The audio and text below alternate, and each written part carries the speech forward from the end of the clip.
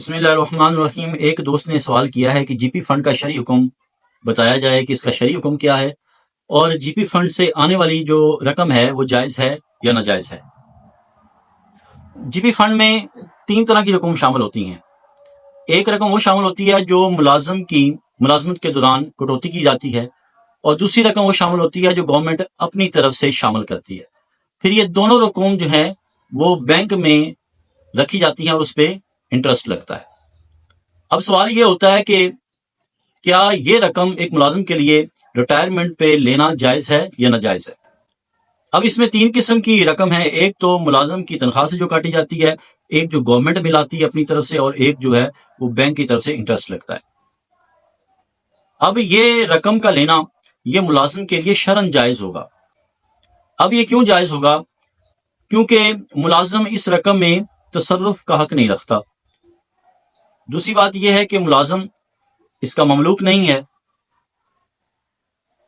اس کی مالک جو ہے گورنمنٹ ہوتی ہے اور وہ اس کا تصرف کا حق بھی رکھتی ہے۔ ملازم اس میں گورنمنٹ کو، حکومت کو حکم نہیں دیتا کہ یہ میری رقم کاٹی جائے اور اس پہ مجھ کو انٹرسٹ دیا جائے۔ حکومت خود اپنی مرضی سے کاٹتی ہے اور اس میں اپنی طرف سے اضافہ شامل کرتی ہے، اور پھر اس کو بینک میں رکھواتی ہے، اس میں انٹرسٹ لگتا ہے۔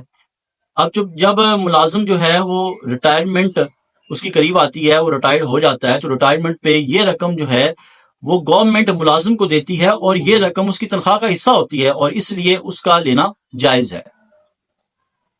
اب اگر مان لیا جائے کہ ملازم کی طرف سے حکم دیا گیا ہے گورنمنٹ کو، تو شرعاً اس کا کوئی اعتبار نہیں ہوگا، کیونکہ اس چیز کے بارے میں حکم نہیں دیا جا سکتا جو چیز موجود ہی نہیں ہے۔ اب ایک چیز موجود ہی نہیں ہے، ایک مال موجود ہی نہیں ہے، تو اس کے بارے میں جو حکم ہوگا اس کا اعتبار نہیں ہوگا۔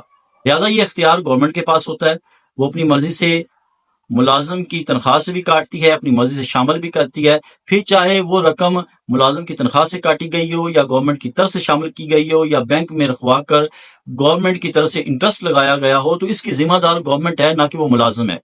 اور جب ملازم کو وہ رقم دی جائے گی تو ملازم کا اس رقم کو لینا جائز ہوگا۔